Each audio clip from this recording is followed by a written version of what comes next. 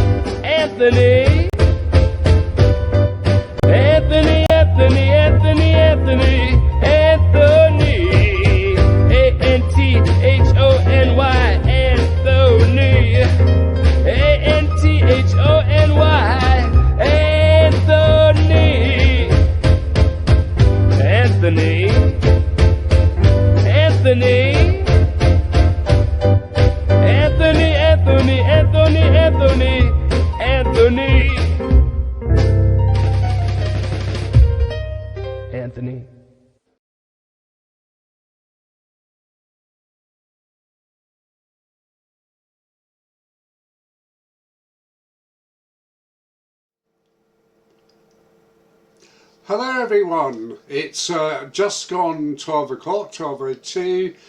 Welcome to Unity News and the Anti-Weber Perspectives show.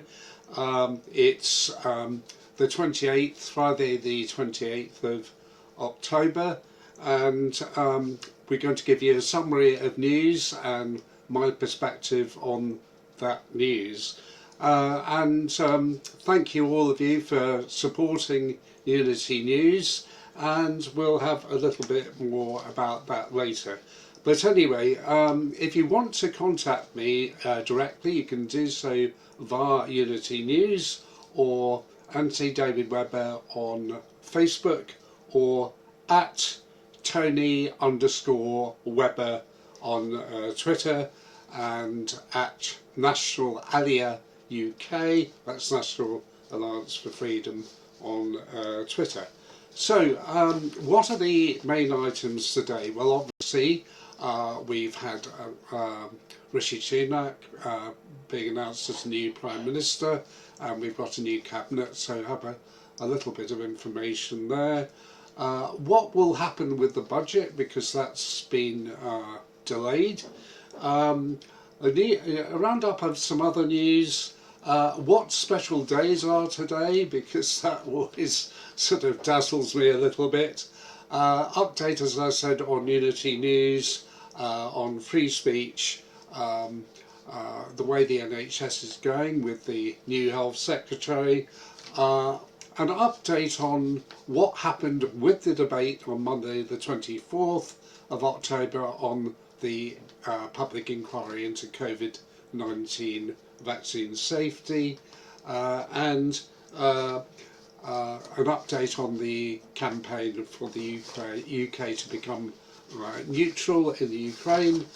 And then we'll be talking a little bit about the coming elections. We've got council elections, general election and by-election.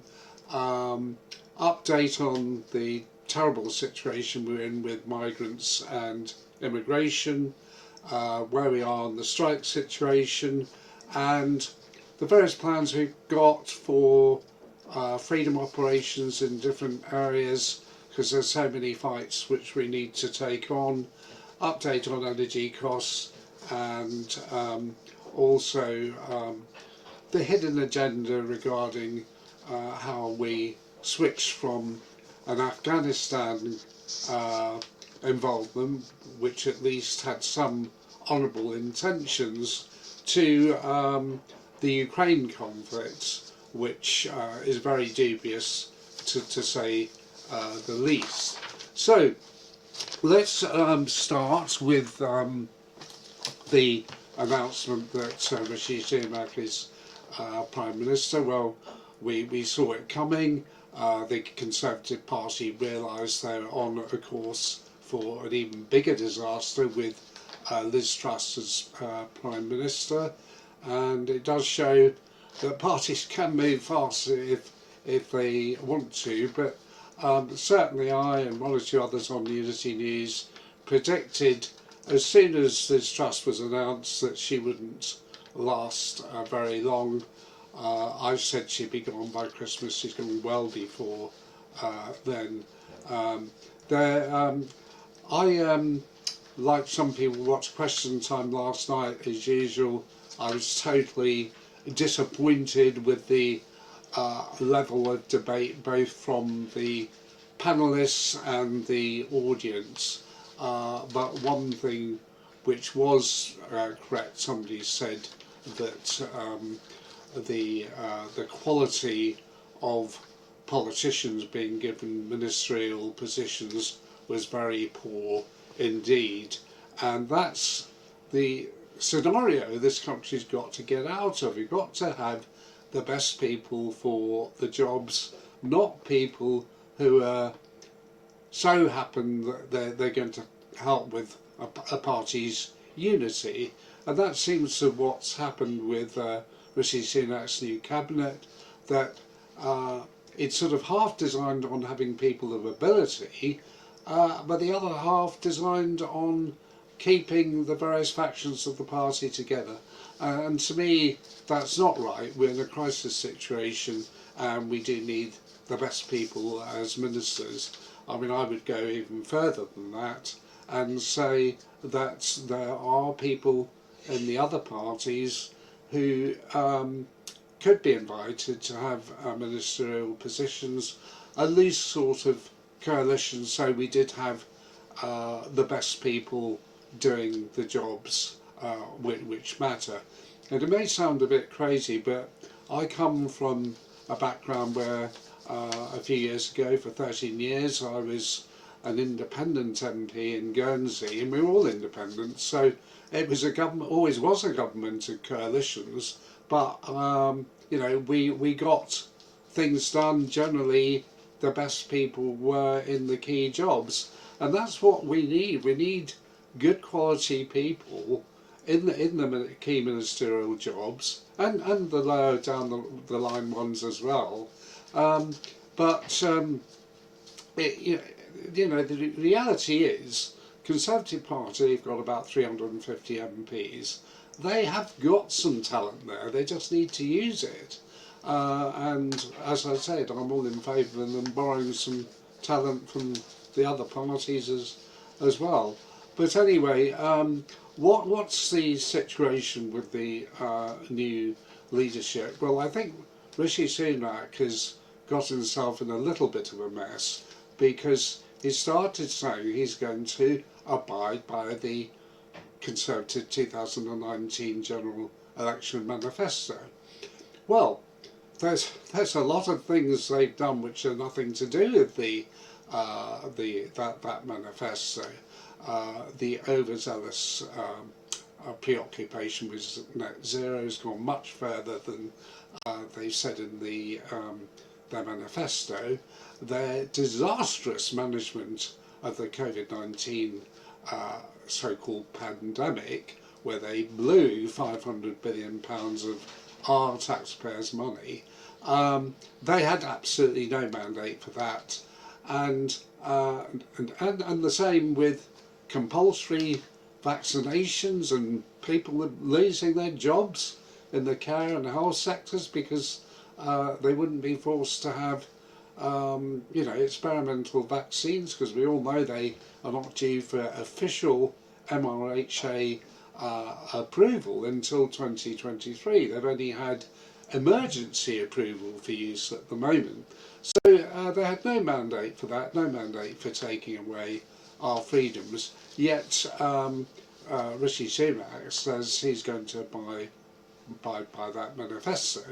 And of course, there's absolutely nil mandate for their Ukraine policy, which, on top of the two other factors I've mentioned, have really been very crushing for our economy. And you only have to look at the prices from February, when the Ukraine-Russian conflict began, and that was when the UK government started interfering, starting a proxy war, and started sanctions against Russia. Look at the prices from them compared with now, across the board, all areas, they've absolutely shot up, all as a result of the government's Ukraine policy. It's not, as the government would say, Putin's war. It's the result of what the government has done, because the majority of countries in the world are not sanctioning Russia and are doing their own deals with Russia. So the countries which are not involved in this conflict and are neutral, they're the ones who are a lot better off than we are. And unfortunately, that truth is being kept from the public. But we'll have to see what happens. Keep these comments coming in, and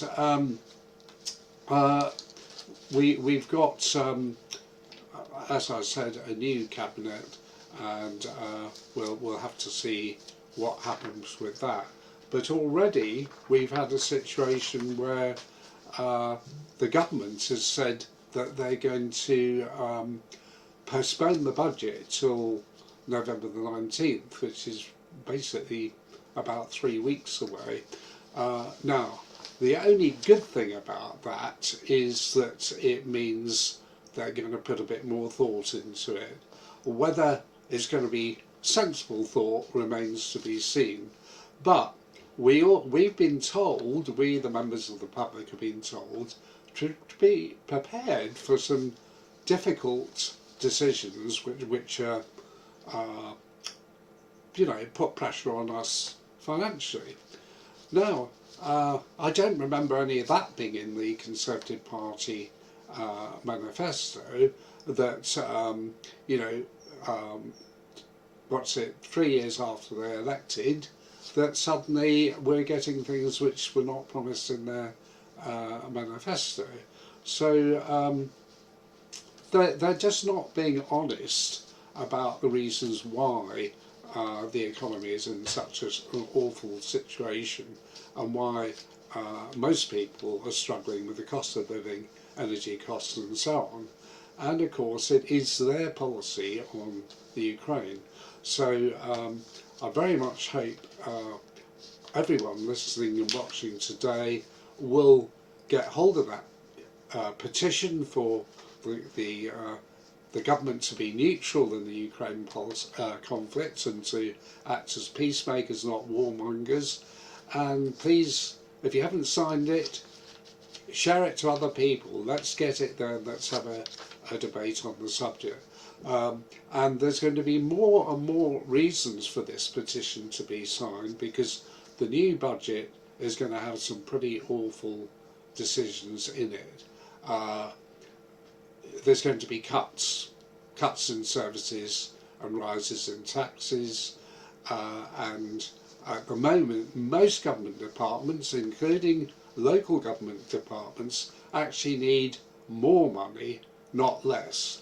Now, so far the only department which has been promised more money is the Defence Department, and they're the ones sending our taxpayers' money through arms to Ukraine. So our government has got blood on its hands, because it's been well documented that our arms have ended up killing civilians in eastern Ukraine. So it's an absolutely terrible situation to be in. So anyway, let's see what happens with that budget on November the 19th. But we need all of us to put pressure on and not accept any reduction in any services we pay the government for.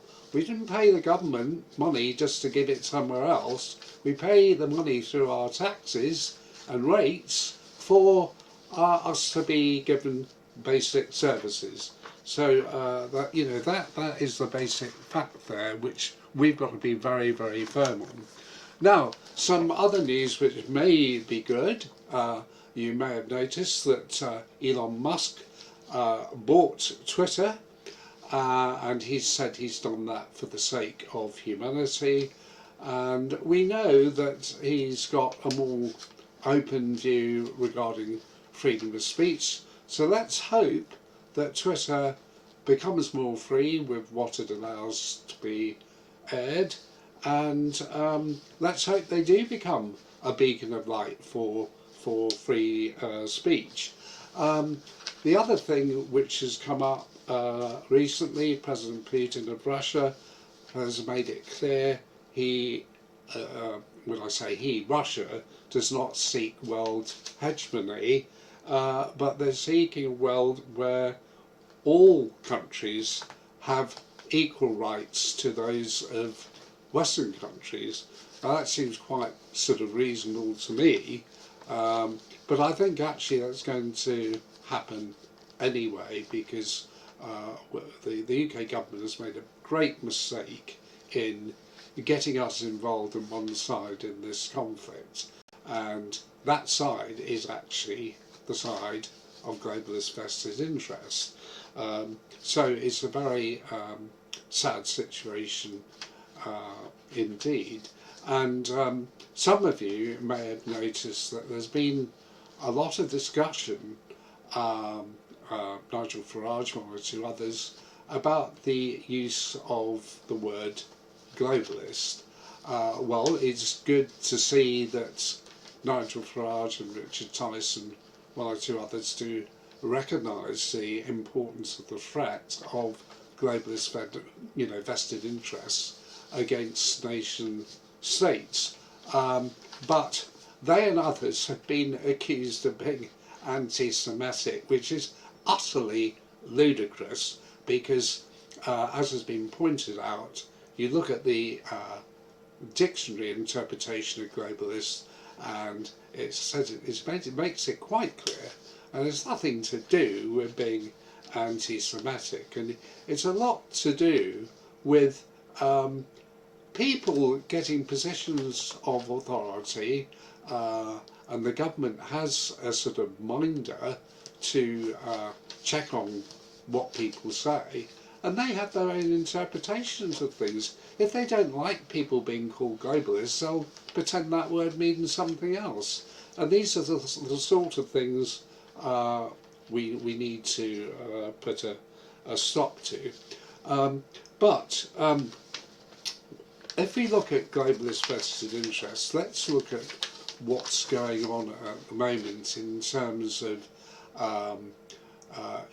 they wanted to end our sort of more honourable commitment to Afghanistan, which was basically costing us $1 billion a year, and to switch our resources to what I would call as a dishonourable campaign, this proxy war in Ukraine.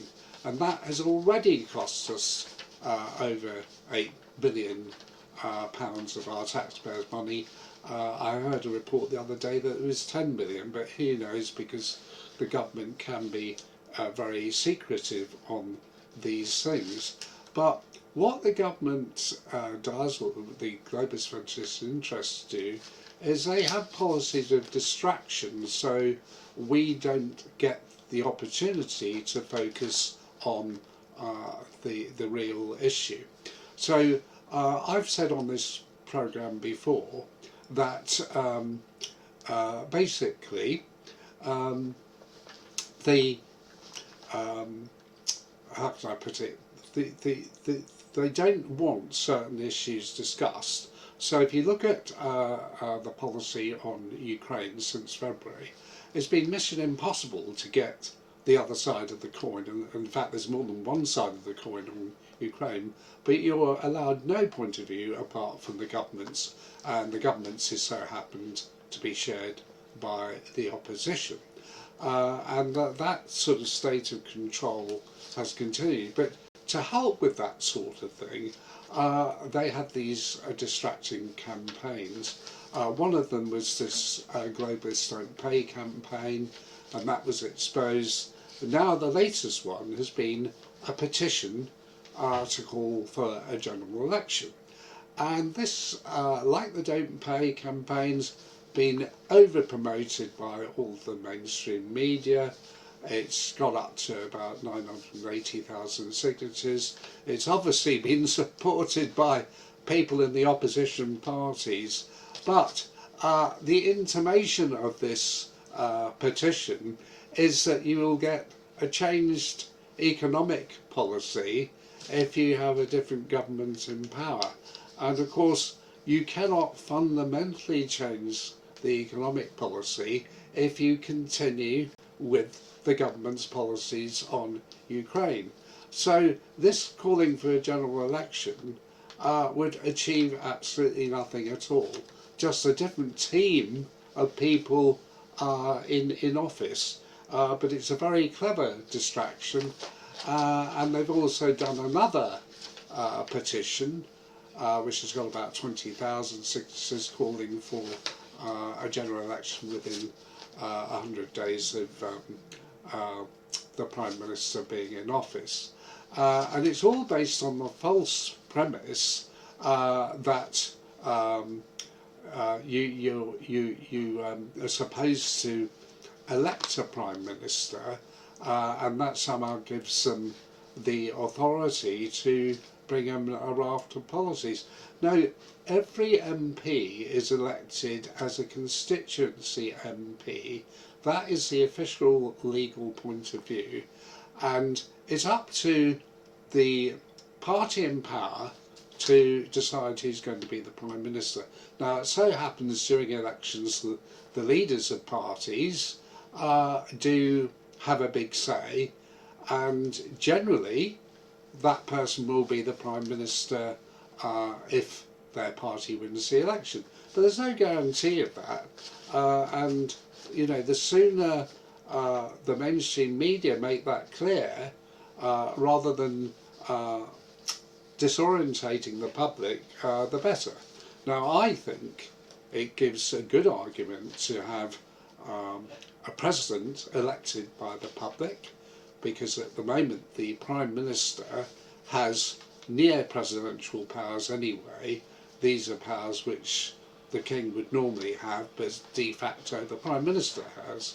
So let's have an elected president, have a Prime Minister as well, like lots of other countries, and have their monarchy having ceremonial roles, but not having political roles which they don't tend to exercise anyway. So that's my view on that, to have a little bit more democracy on that sort of issue. So anyway, what special days are there today? And this is something which is quite light-hearted, and of course we are Friday the October the 28th. We're into the Halloween period, so I'm sure people have seen all sorts of Halloween things around, pumpkins and everything. But today is the 301st day of this year, and there's only 64 days left, so we're getting very, very close to Christmas. And happy birthday to anyone whose birthday it is today, and it is the Scorpio period, which is October the 23rd to November the 21st. And I'm not going to go on about all the qualities and characteristics of Scorpios. Those whose birthday is in this month will be well aware of them, but they have a sting in their tail as well as all the positive attributes. So let's have a look at some of the special days today. It's National Chocolate Day. Well, that would suit me entirely because I love my chocolate. So we're allowed to indulge today. It's National Bandana Day, and that is, you know, these sort of headscarves people wear. That's the day you can officially wear them. It's International Animation Day, and if you're good at animations or like seeing them on TV or whatever, it's the International Day for that. Now, it's also Plush Animal Lovers Day, and that's for stuffed toys, would you believe? National First Responders Day. Now, they're very valuable people because they are the paramedics, the ambulance drivers, the firefighters, and so on. So I think they deserve a special day. And it's National Breadstick Day. These are these long, crunchy things you can stick in your mouth, and I've recently found that they can be cheaper than crisps, which have got so expensive lately. But anyway, sort of thing you might have in an Italian restaurant. Anyway, which famous people were born today? Well, I'm not going to mention them all, but it does include Julia Roberts, Joanne Phoenix, Caitlyn Jenner, and somebody who is not very popular amongst the freedom movement, and that is Bill Gates. So, what about tomorrow, the 29th, Saturday the 29th? It's National Cat Day. So if you've got a cat, give it some treats and everything else. National Internet Day. Well, sometimes we have problems with the internet every day, but it is National Day tomorrow. National Hug a Sheep Day. Now, it doesn't mean go out and hug a sheep, but it's actually to show the value of sheep and all the benefits they give to society. I won't list them all, but you can show your appreciation of them. They do seem to like people talking to them, so I'm told, but that could be people sort of having pretty wild imaginations. It's National Oatmeal Day, National Hermit Day. Now this was formed because there was a Catholic Church monk called St Coleman MacDure, and he took some time out for reflection and had a 7-year hermitage in a forest. So National Hermit Day is really about taking yourself out, having a bit of peace and quiet, and reflecting and doing whatever you need to do when you're on your own. Now, Sunday the 30th of October, it's Haunted Refrigerator Night. I don't think I'll dare look in my refrigerator on Sunday, but it's all because obviously we got Halloween night on the 31st of October. We got National Checklist Day, and it's a good day to have it because you can work out your checklist for the following month of November, of things to do and so on. There's also Create a Great Funeral Day. Now, it sounds a bit bizarre to have such a day, but it's really to encourage people to discuss with their loved ones, particularly elderly ones, what they would like for their funerals, because it's so much easier to plan for funerals if your family know in advance what you want. And some people do these things, 10 or even 20 years in advance of when they pass away.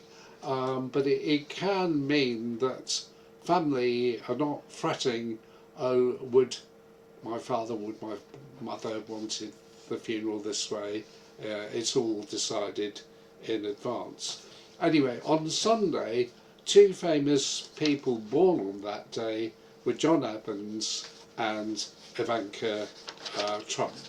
So, right, now, just a quick run through of, because October is a month for certain things, we've still got a few days to go.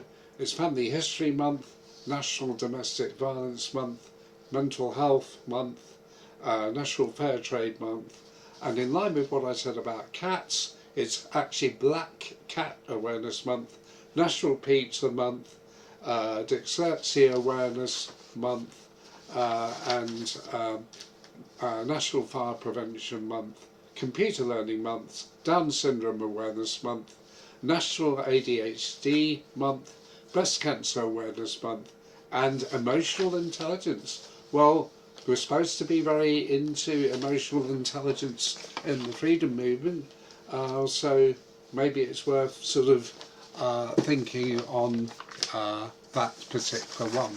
So let's go to the next item, which is an update on where we are with Unity News. Now, you may have noticed a few programme changes, and these are sometimes inevitable because you know, somebody might be ill or unavailable for a very good reason, and the team have to swap and help each other, which we all do to the best of our ability. We're trying to have a proper laid out format so people will understand, so if they want to come watch and listen to a particular host, then they will know that. So regarding today, I have done some Fridays, but as of next week I will be doing the Monday lunchtime, and I look forward to seeing some of you on Monday lunchtime.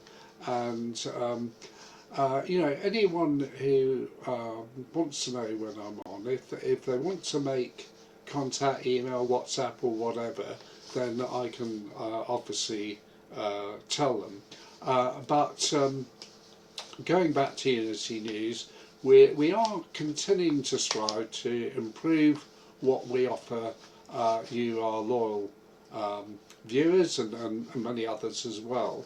And very grateful for the financial support which is given, and anyone who hasn't or feels able to make a further contribution, it will be welcome, because it will be put to good use.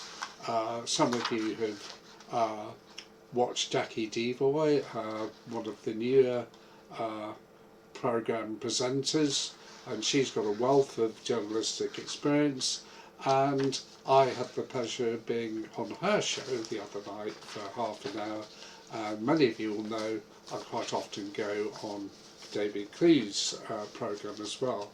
But one of the key things about Unity News is it constantly strives to have fight the flag for free media. So Unity News will be not afraid of publishing news when other media will not publish it. So that's well worth bearing in mind, and we continue to do that, and continue to do that in an informed manner where what we say is true. I mean, we don't speculate. If we ever do, we make it quite clear that it's just an opinion. So anyway, please continue to support Unity News, and going on to the subject of free speech, this is so important because we've got a number of issues at the moment. We had it with COVID, we had it with the COVID-19 vaccines, we're having it with other issues, and we're certainly having it with the Ukraine at the moment, where there's just complete no platforming going on, and it's an absolute disaster. Funny enough, GB News had a debate on do we have censorship in the UK or not, and of course very sadly we do. So what we all need in our fight for freedom in this country, to one of the key priorities is to get back a free media across the board, not just the BBC and the public owned ones, but the ones owned by globalist corporations as well.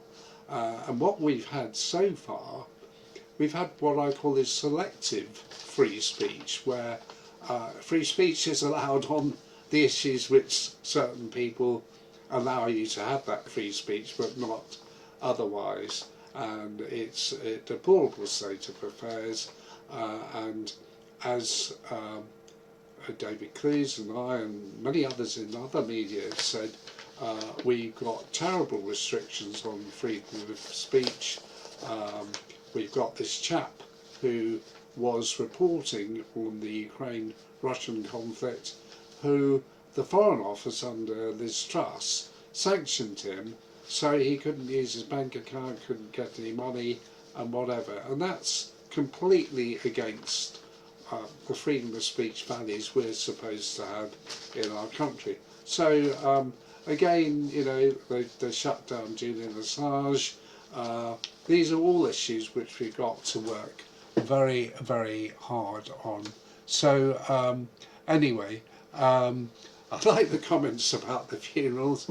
Uh, um, I should actually say that they're also not very cheap, so it's well worth planning the finances for those. But let's continue the fight for free speech.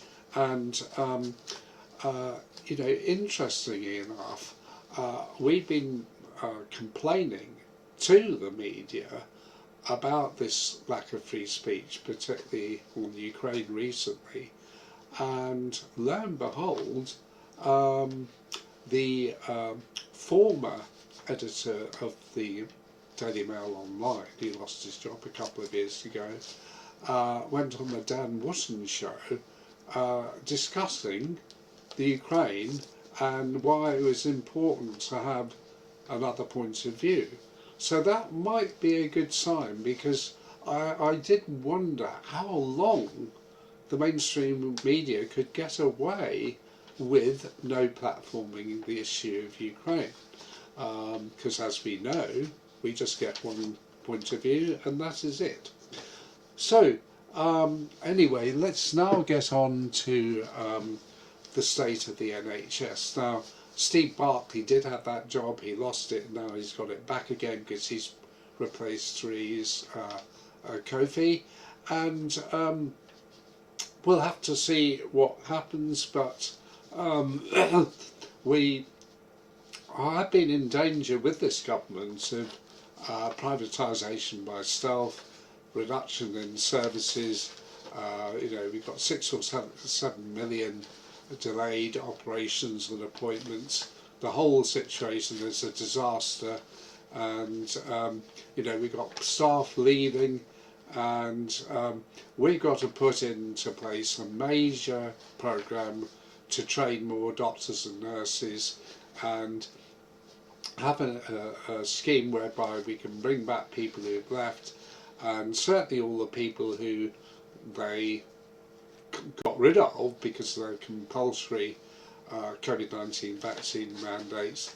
They not only need to compensate them, they need to ask them on bended knee if they will come back.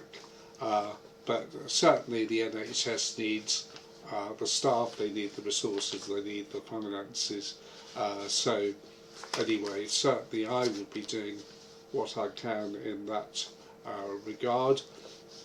Now, most people know that the public inquiry into the government's handling of the COVID-19 pandemic, which has been done by Baroness Heather Hallett, is not looking into the issue of setting up any inquiry into COVID-19 vaccine safety.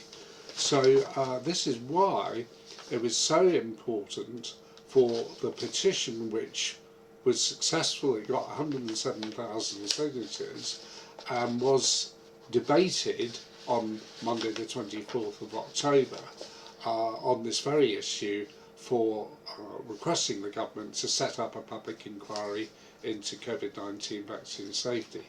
Now, this, first of all, I should say a big thank you to the many people watching today who not only signed that petition but who encouraged others to do so.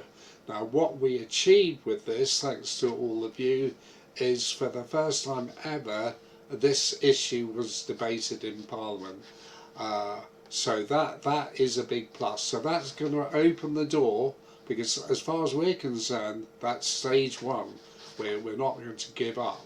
Now, what happened with this debate, it was going to be on 19th of September, it got postponed because of the Queen's funeral, and it got postponed to the 24th of October, but we only had about 10 days notice, which was very difficult for us to get out the numbers we were going to have for the lobbying we planned to have on the 19th of September. However, having said that, we still had a good number of people who turned out, even though we were missing quite a few. And what we did was we lobbied MPs as they went in from 12 noon. We had a great selection of posters and banners. We had a number of different people from different freedom organisations. We certainly had some yellow boards on one of the sort of roadsides, and that's had a lot of attention. And basically we also delivered a letter to 10 Downing Street and to the headquarters of the Department of Health and Social Security, which is not far away. Now, unfortunately, somebody or some people had told their contacts that it was very easy to get into Parliament to listen to the debate, and those of you who listen to me will notice I've never said that ever. I didn't even mention going into the debate because I knew there were only 18 seats in that debate and the petition team had got 3 of those seats. So it was very sad that a lot of people turned up late for our lobbying and went straight into the queue to try and get into Parliament, thinking it would be like a normal parliamentary sitting where they might have more chance of going in the visitors gallery. Anyway, we did manage to get some people in, and you know, the positive thing that it was the debate took place. Now, the procedure with these debates is the petition committee allocate one of their MP members to introduce the petition. Now, our petition was introduced by a chap called Elliot Colborne, who we did notice was an ardent pro-COVID-19 vaccine campaigner. And we did actually ask the committee if we could have somebody different. And we were told no, we had to have the person who'd been allocated, and it was their job to put our case forward in a fair and accurate way. So we were not expecting anything too much from this chap, but we were still disappointed because he used the introduction of our petition to actually knock it, you know, knock people who wanted safety on COVID-19 vaccine issues. So we'll certainly be putting in a complaint about that, because that was not becoming conduct of an MP in a position where he should have acted differently. But we were fortunate. There were a number of MPs present who gave some very good speeches, and it's very easy to get it to listen to these. Some of these speeches have been on social media already, but you can listen to the whole debate, which is about an hour or so, by going on to the Petitions Committee website of the Houses of Parliament. So I would recommend that. There have been a couple of articles in a freedom organisation called the Conservative Woman, because Cathy Gingell, the editor, did turn up to take some notes. So from the Unity News point of view, we will be publishing some further information on what happened, but also, more to the point, what our next step forward is to achieve an inquiry into COVID-19 vaccine safety, which we believe is absolutely essential.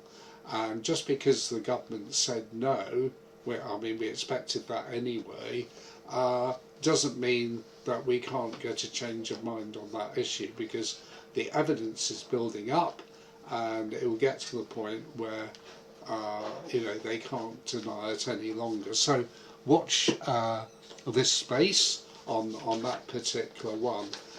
But all credit to the people who turned up, and also grateful for the one or two members who support Unity News, who came and supported the event. I suppose in the course of the day between 12 and 2 we had probably about a couple of hundred people there, which is fine for a midweek protest. We don't really expect much more for that because people have got work commitments and so on. As I said, it would have been more with more notice, but those who were there were very effective. We will be showing some of the posters and so on, which we had on display for the public.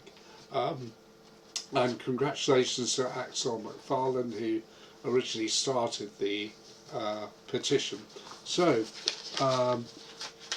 just because something's been debated is not the end of the matter, it's the beginning of the matter as far as we are concerned. Now, just going to, on the subject of petitions, there are some worthy petitions. I well recommend you to look up the parliamentary petitions website and go to petitions which are open, and you probably will see one or two worthy ones. But anyway, we are currently focusing on the petition for the UK to be neutral in the Ukraine-Russian conflict. And I've already said earlier in this programme why that's important, not just for economic reasons, the terrible economic crisis we've got, but also for moral reasons, that we as a country should not be propagating warmongering for a very dubious cause. And we know that back in April, Ukraine and Russia were due to sign a peace agreement, and Boris Johnson came over with a few £1 billion, and basically the Ukrainians were bribed into continuing to fight. And the UK government has got blood on its hand, which is terrible, and really it's just not acceptable, because we're told the government is supporting Ukraine for issues of freedom and democracy, and those are two things they don't actually have. They banned a lot of opposition parties, and they certainly don't have a free media. So what are they fighting for? Well, the truth of the matter is the government is fighting for globalist vested interests in Ukraine. The Ukrainian people are just pawns in this whole scenario, and the whole Ukrainian situation is stage managed by people who are expert propagandists, who are better than the communist Chinese or Nazi Germans. They're absolutely experts, and they can do virtually anything. They can make people think an orange is an apple, but is it actually right and honourable to do that, or is it actually quite evil to manipulate people using emotionalism and all sorts of other tactics to get people on your side? And when you think every day innocent Ukrainians are dying or being injured, the same for Russians as well, and certain countries, including the UK government, are quite happy for other people to be used as pawns in this situation, because their real agenda is to bring down the Russian state. It's not really anything to do with Ukraine at all.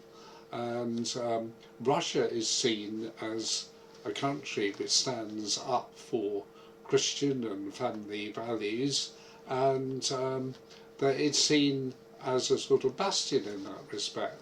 But what have we done with policy on Ukraine. We've driven Russia, which is still a democratic country, into the arms of the communist Chinese. And that's a crazy situation, not in our interests, and I wouldn't say it's in the world interests either. But it is absolutely essential to help with this petition. Now, this is actually the most shadow banned petition there's ever been. It's also completely no platform by literally all the mainstream media. So we would ask everyone listening, please comment on these mainstream media, social media, put the petition there, and anyone who wants to help in any way, we've got some absolutely brilliant posters which have been well designed as to why the UK should not be involved in this conflict. You know, please get involved as much as you can. We must overcome these people who are trying to no platform the situation. Now we got up to about 12,500 signatures, which is great, and one of the things is that because we've hit the 10,000 mark, we've actually had a government response. Now, what normally happens with government responses to petitions is they normally annoy people so much that they end up getting more people to sign them. And I think that is what will happen with this response. So anyone who's signed the petition will, I've got a copy of this response emailed to them, but they will have noticed that what the government says, Russia's invasion of Ukraine is an illegal act of aggression against a sovereign state, condemned by 3/4 of the UN membership. The UK will continue to support the Ukraine to defend itself. But, of course, they've got no mandate to do that. Russia's invasion of Ukraine is an unprovoked and illegal attack against a sovereign democratic state.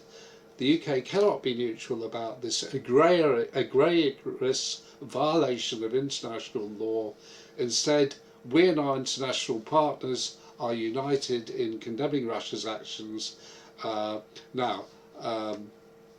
This is absolutely very misleading indeed, because it says absolutely nothing of the UK government's involvement in provoking this conflict in the first place. It goes on to say, at the UN General Assembly this month, 143 states voted to condemn Russia's attempted annexation of sovereign Ukraine policy. Just 4 states voted with Russia: North Korea, Belarus, Syria, Nicaragua. Of course, a lot of countries abstained, but I haven't said that. The UK government is proud to stand with the international community against Russia's naked aggression and for freedom and democracy and the sovereignty of nations around the world. Well, all that can be very easily questioned, and as I've said earlier, even the countries which have voted against Russia in the UN have actually done trade deals with Russia and are not sanctioning Russia. So that vote in the UN means absolutely nothing at all. And the facts of the matter are 7/8 of the population of the world, the majority of the world's countries, are not sanctioning Russia.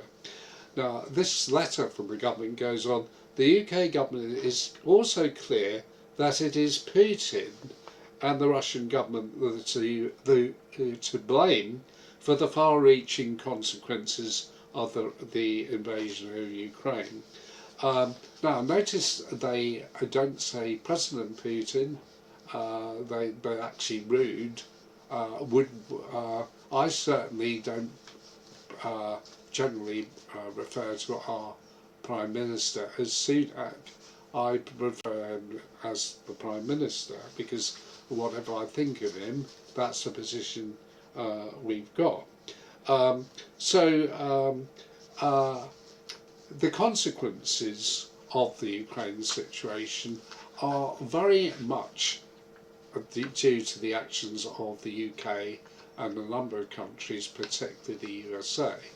And as I've said, if the UK and USA are pouring billions and billions and billions of pounds worth of money into Ukraine for arms and other so-called aid, to be quite frank, without that, Ukraine would have done a peace deal by now. And didn't Jesus say, "Blessed are the peacemakers"? And to me, it's unacceptable that we're involved with this aggression. Anyway, the letter goes on to say, as well as being a clear assault on the global principles of sovereignty and territorial integrity, Russia's brutal war has caused a massive humanitarian crisis in Ukraine and the region. Russian attacks on civilian targets in Ukraine continue to cause suffering on a daily basis. Well, of course, nothing there about Ukrainian attacks on Russian speaking people, civilians, it's so one-sided because, as we know, this conflict could actually be over by now if we hadn't encouraged the Ukrainian government to carry on fighting. It goes on, Russia's invasion of Ukraine is a threat to us all. It has caused serious shocks to global energy markets and led to increasing prices across Europe. The UK government is taking action to support British consumers and businesses cope with the impact of rising energy prices. I mean, you'll all have your own opinions on that. The Russian invasion also has global economic impacts, etc., etc. Goes on to that.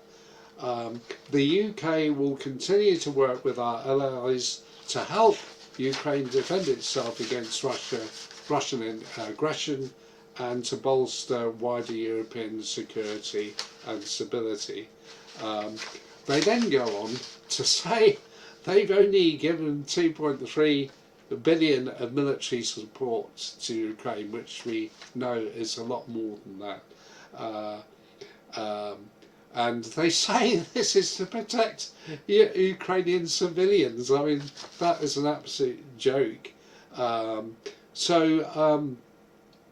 They go on to say some of the other aid which they're giving, but what they don't say is Ukraine is the 30th most corrupt country in the world, and we're not having any accountability and transparency on this money we're giving to the President Zelensky government.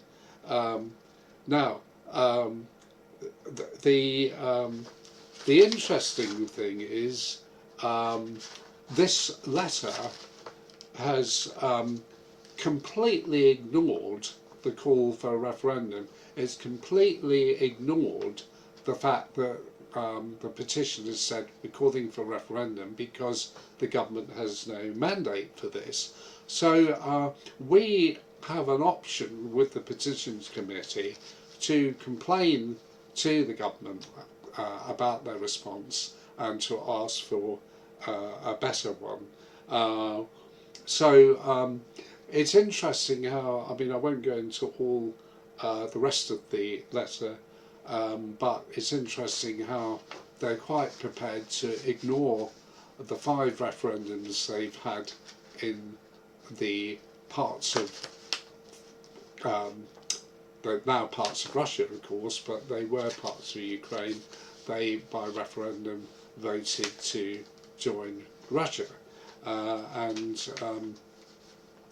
you know, it's a bizarre situation where you get a letter from the government, which is like a propaganda sheet. It's not a rational argument put forward, which one would like to see. But it goes back to what, funny enough, a Labour MP said at question time last night. He said he was fed up with a government of sound bites. And I thought, yes, that struck a chord with me, because we get all these sound bites and what the government's going to do, etc., etc. But what we as the public are interested in is what is actually going to get done. We're not interested in these sound bites, we want action. So anyway, watch the space with this Ukraine petition, but please do your very best to support it. Now, the other points I want to mention is that we know by January 2025 there has to be a general election. That's the latest it can be. I suspect the Conservatives will leave it as long as possible, because they will have to see evidence that they're going to recover a little bit on the opinion polls, and of course they're very much down at the moment. And the way I see it is the government the public don't really care if they're just giving a protest vote to the Labour Party or another party. They want to give that protest vote, and it's not going to do any good saying how awful the Labour Party or the other party is. People want to use that protest vote. So I think the government has got a big sort of demand on it to get their act together. But the one thing they could do to get that act together is to end their self-defeating Ukraine policies. But anyway, there is a by-election coming up, there are local elections coming up, and there will be this general election coming up. So in the freedom movement there's more and more discussion about how best to deal with that, so that there is a reasonable opposition available to vote for in the next general election. And anyone who wants to fight, particularly in local council elections, go ahead. If you're unsure about a party, fight as an independent. There are literally thousands of independents elected into local councils, so it's not an unusual thing to do. I was going to say something about the strike situation, but time has run out, but we can do that on Monday.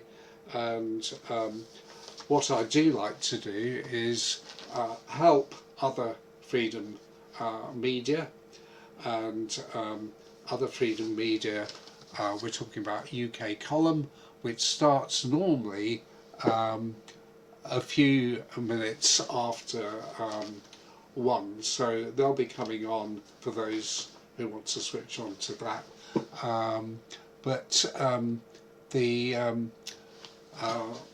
I noticed somebody said UK isn't even, the Ukraine isn't even sovereign. Yes, very good point on that. What the government's ignored with their response is the long checkered history of Ukraine and Russia.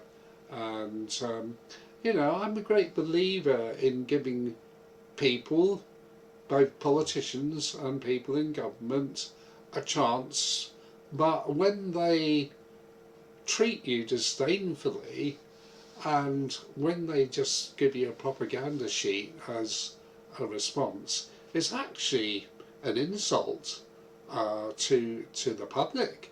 It's an insult to people who sign petitions, and it's just not acceptable.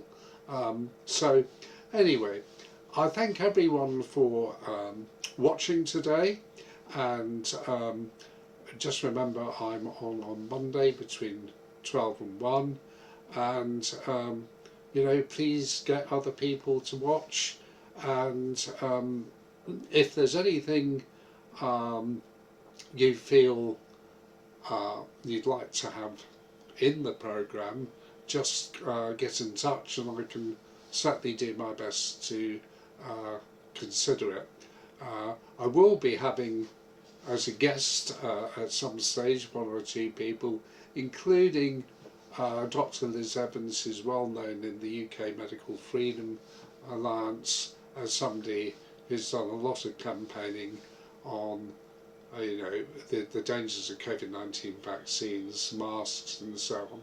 So there's more to come, and with that I will bid you a very happy and enjoyable weekend. Thank you then. Bye.